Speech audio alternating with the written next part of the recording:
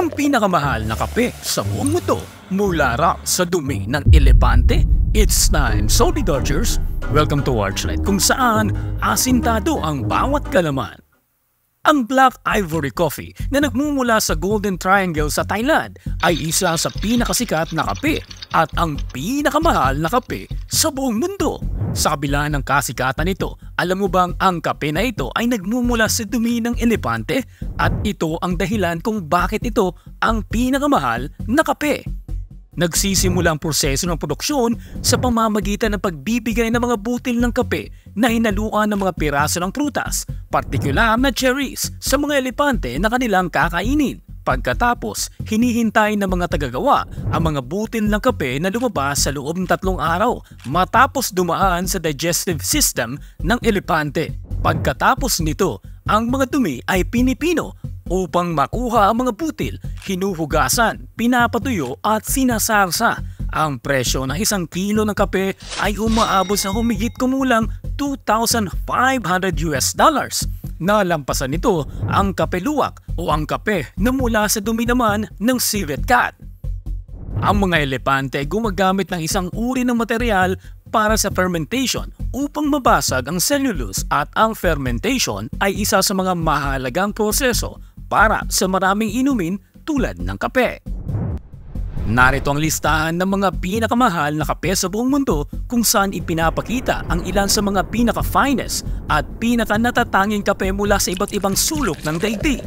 Mula sa mga bihirang butil ng kape na dinadaan sa proseso sa tulong ng mga elepante hanggang sa mga timplang iniihaw ng mga artisanong may siglo ng kasanayan. Ang mga kapeng ito ay muling nagbibigay kahulugan sa mga pamantayan ng kahusayan sa bawat tasa.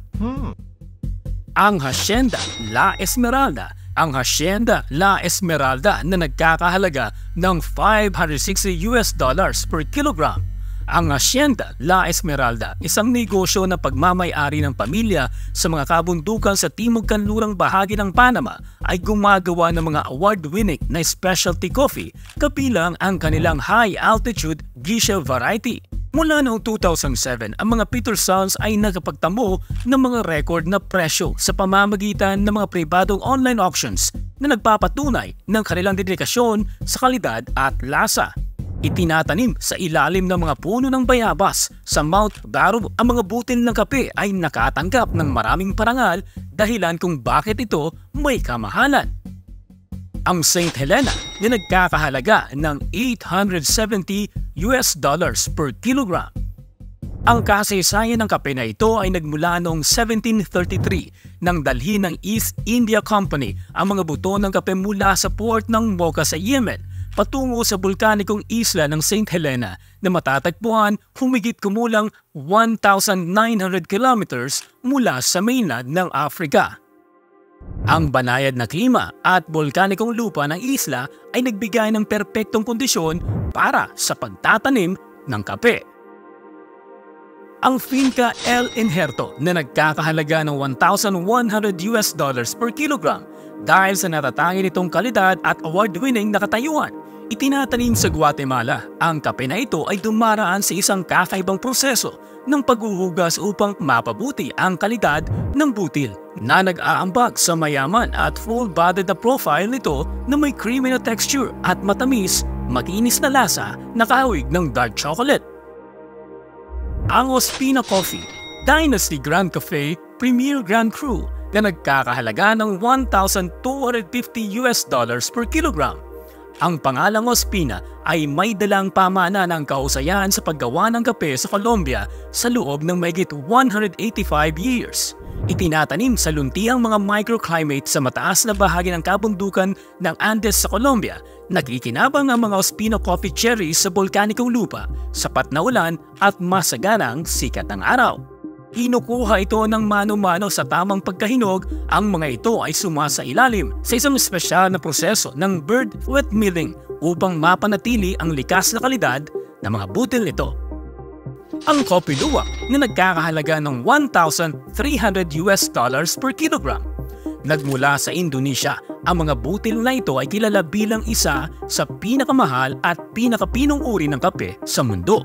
Upang makagawa ng kape na ito, ang mga butil ay dumaan sa isang natatanging proseso. Sila ay pinapakain sa mga sibet, maliliit na hayop na kahawig ng mongoose na matatagpuan sa mga tropikal na kagubatan ng Asia at Africa, at pagkatapos ay kinokolekta mula sa kanilang dumi. Habang tinutunaw ng mga sibet ang mga butil, nagkakaroon ito ng fermentation na nagre-resulta sa isang natatanging lasa, kilala sa malakas na earthy tones at musty na aroma. Ang kopi luwak ay madalas na may mga pahiwatig ng caramel, tsokolate at nutty na lasa. Ang komplikadong lasa ng kape na ito ay umaakit ng maraming bisita sa Indonesia taon-taon na nais na mas maunawaan ang proseso ng paggawa nito. Ang Misha Coffee na nagkakahalaga ng $1,500 per kilogram. Ang natatanging uri ng kape na ito ay tumaraan sa kakaibang natural na proseso na kinasasangkutan ng mga lokal na kuwatis. Ang coffee cherries ay kinakain ng mga kuwatis at bahagyang natutunaw bago ilabas. Sa loob ng kanilang tiyan, ang mga butil ng kape ay humahalo sa mga naunang kinain na prutas gaya ng pinya o papaya na nagbibigay ng kakaibang lasa sa kape. Ang nakolektang dumi ay iniihaw sa halos 220 degrees upang matiyak ang kalinisan bago iproseso.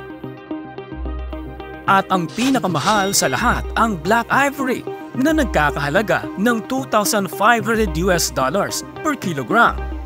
Ang Black Ivory Coffee, ang pinakamahal na kape sa buong mundo, tinalo pa ang kopi luwak pagdating sa kasikatan at presyo.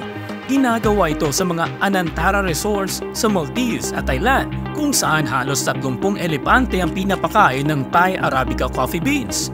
Matapos dumaan sa natural na proseso ng fermentation sa digestive system ng mga elepante, ang mga butil ng kape ay nagbubunga ng mas mababang kapaitan at may malambot na lasa ng tsokolate na may mga pahiwatig ng pulang berries na nagbibigay ng kakaibang lasa.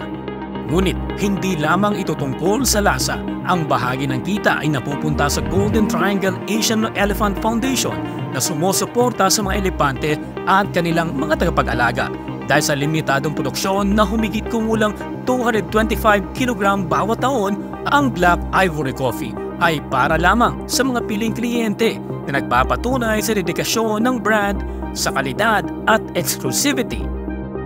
Ang mundo ng mga mamahaling kape ay kasing diverse ng pagiging dinamiko nito na nag-aalok mula sa iba't ibang sulok ng daigdig. Hindi tulad ng alak, ang shelf life ng kape ay limitado, kaya't kinakailangan itong inumin sa tamang oras upang malasahan ang natatanging mga lasa nito. Sa pamamagitan ng mga kakaibang pamamaraan ng pagtatanim, maingat na pagproseso at mga pambihirang lasa, ang pagtuklas sa mga pinong timplang ito ay nangangako ng isang patuloy na nagbabagong paglalakbay ng karangyaan at lasa na nagbibigay ng kakaibang sensory na karanasan na walang katulad. Anong masasabi mo sa mga kapeng ito, Solid Archers? I-comment mo lamang sa ibaba ay yung sagot.